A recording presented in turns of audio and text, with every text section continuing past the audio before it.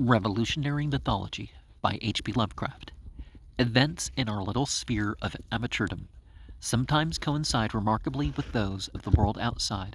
The announcement in the United Circles of Mr. Henry Clapham McGavock's forthcoming essay on preliminaries of the American Revolution, wherein some hoary Yankee myths will be dissected, comes almost simultaneously with a storm of resentment awakened among professional American patriots by the lamentable faux pas of Professor Wilson's pacifistical Secretary of War, who asserted in a campaign speech on October 16th that the Mexican banditti of today are comparable to the American revolutionists of General Washington's army.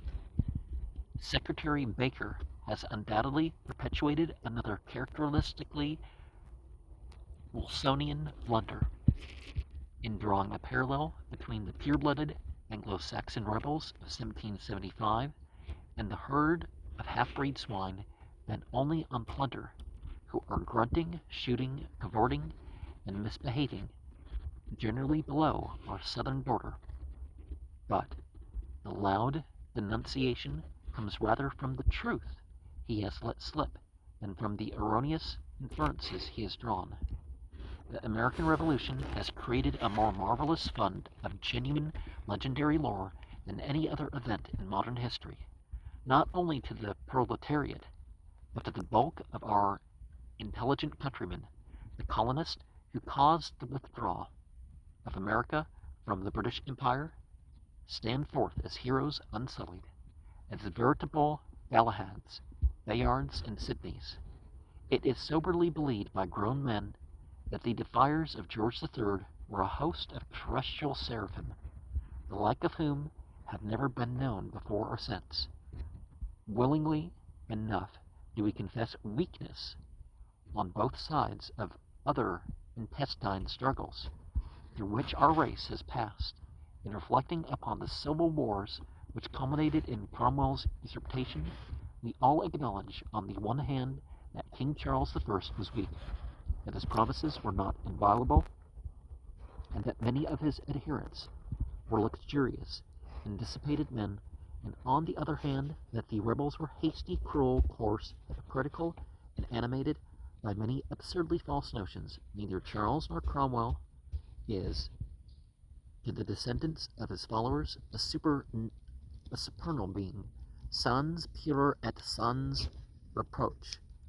But in mentioning the Continental Army of 1775 to 1783, the average American assumes an unconscious assent of prayer, and damns any possible blasphemer with the true fervor of the fanatic. That the band of American colonists who succeeded from the authority of Great Britain in 1775 contained at least several human beings is well proven by careful students.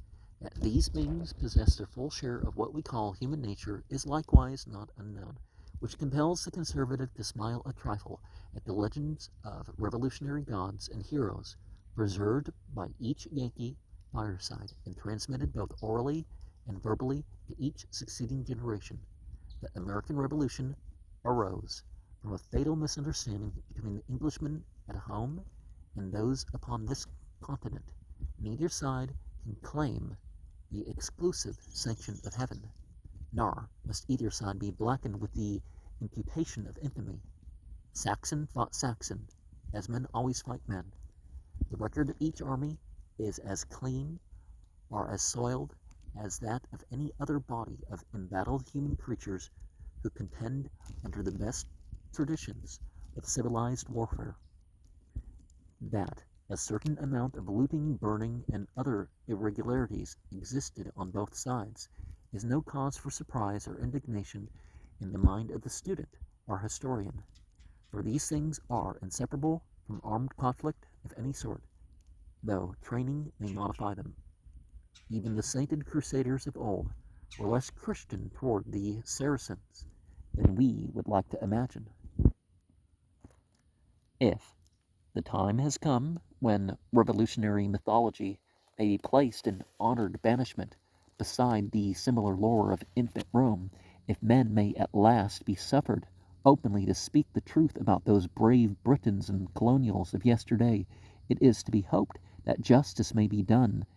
That most maligned class in all America, the Loyalists, or Tories, in the year 1775, this country was a legitimate part of the British domain under the rightful authority of the King and his Parliament. The rebellious decision of a majority of the people can certainly form no ground for complaint against those Americans who felt that their duty lay with the existing government and who upheld their sovereign's rule with valor and distinction. That selfish interest dwelt beneath the acts of the Tories is often asserted and may in some instances be true, but it is only the most crass ignorance or the most malicious prejudice which could thus defame the multitude of patriotic American royalists who willingly suffered or died in the service of the third George. And a truth in the second paragraph here.